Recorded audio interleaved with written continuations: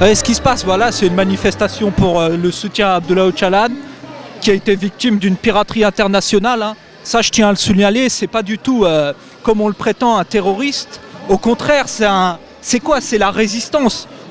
C'est la résistance kurde. Et voyez ça, on essaye de faire passer ces gens-là pour des terroristes, alors que jamais on a vu de manifestation aussi pacifique. On veut pas que Öcalan il se juge avec un tribunal turc.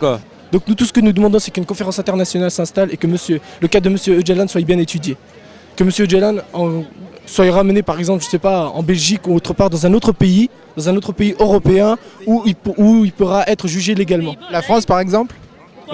Pourquoi pas la France? Pourquoi pas la France? Mais quand je vois aujourd'hui que M. Chirac va aux États-Unis et dit que le peuple kurde de France est un peuple terroriste, ça me fait bien rigoler. D'après vous, si on était terroriste, on serait tous terroristes ici. Tout le monde est terroriste ici. Ce qu'on demande, c'est que le peuple français, les peuples européens réagissent, puisqu'ils se disent les pays des droits de l'homme.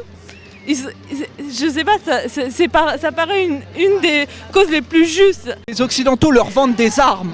Et c'est pour ça que personne ne dénonce les Turcs, parce que ce sont des bons clients pour l'armée française. Il y a eu pratiquement 70 personnes en Europe qui se sont immolées par le feu. Donc ça traduit en fait l'oppression qu'on subit. Donc en fait, c'est l'unique solution dans laquelle on peut exprimer. Donc, vous trouvez que c'est une solution? C'est pas une solution. L'immolation, c'est pas une solution. Mais ça, c'est pour vous montrer en fait à quel point on peut aller.